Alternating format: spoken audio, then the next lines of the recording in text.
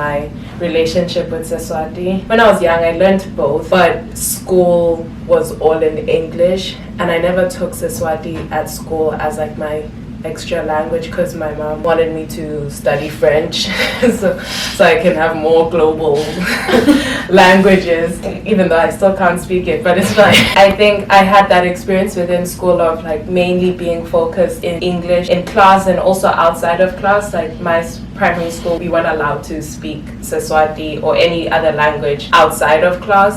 So I would speak it if I was with my Seswati friends, but then we'd also risk the happening that someone's like, oh, they're speaking Seswati, and then I was like, oh, they were talking about you, and it's like, why does me engaging with my culture have to be about you? Part of that made it less possible for me to have interactions with people my age, particularly speaking the language. So yes, when I went home, my grandmother spoke to me in Seswati. I lived with my gran and my mom, and my grandmother's the one consistent person who spoke Seswati, so that was always a guaranteed transfer of knowledge. However, my mother would will shift between, and I find that I don't think we were very serious about only speaking Seswati when we were in the house, and I think part of that made it easier for me to speak more English unknowingly, because it's like the media we consume, the books we read, the schools we go to, the conversations we're having are all in one language, and so I just kind of stayed in that. And I had a similar experience with Tabi. Says that if you're in Eswatini and you speak Seswati poorly, you make grammatical mistakes, and then on top of that you're going to private institutions, you get viewed as an outsider, and so part of that made me feel like you're not wanting to participate. So I'd find that yes, I'd speak Seswati when I'm around my friends who have the same background as me, like we've been going to the same schools that have the same rules, but then if I go to like a rural area, I'm most likely mainly speaking English because I don't want to make any mistakes, and then people are giggling and I'm like, oh, maybe I'm not a part of this culture, you know? So part of that is, I think, what stopped the growth of my language is that they don't say, okay, no, don't say it like this, say this, especially once you've reached a certain age.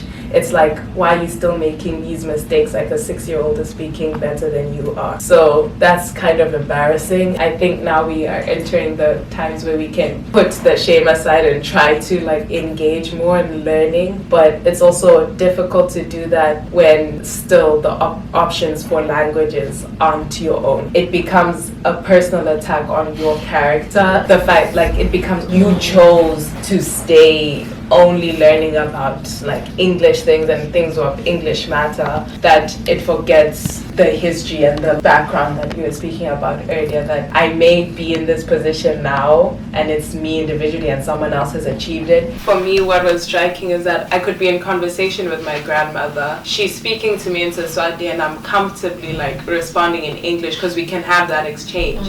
But then I'd forget that even though I'm hearing it, I'm not speaking it. And I know with Seswati there's like certain words that are just long.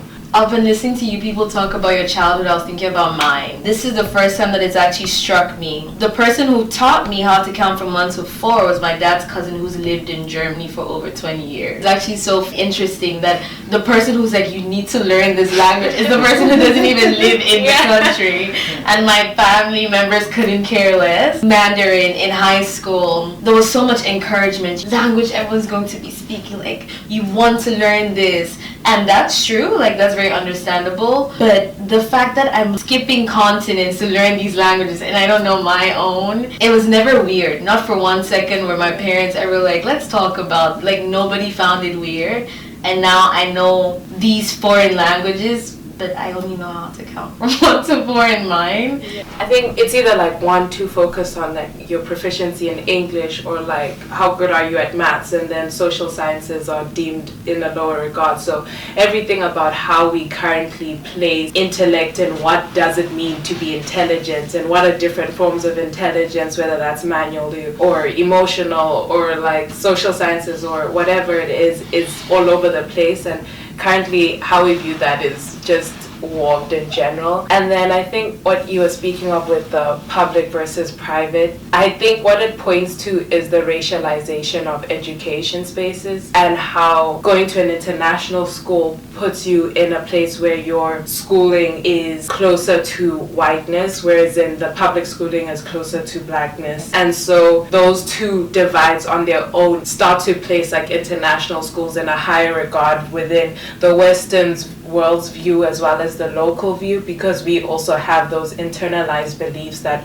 so much of it is bombarding of like Western ideals that so much of it we don't even know that, oh, okay, this is an ideal that I've picked up over time. So one, there's that problem, and then I think even this history you're speaking of with gatekeeping of knowledge is primarily where I think that divide between public and private schools began, where you are measuring someone's intellect by what you've kept away from them and then expecting them to know it overnight. It's very true. And then relating it to the context we've been speaking of, how being in spaces that place and deemed English as better than our home languages, we learned more English. The media we consumed had more English, and everything that we were around had more English. Within the public education space, it also has to relate to your economic placement within the country, right? If you're within a public school, at home at least, like some of those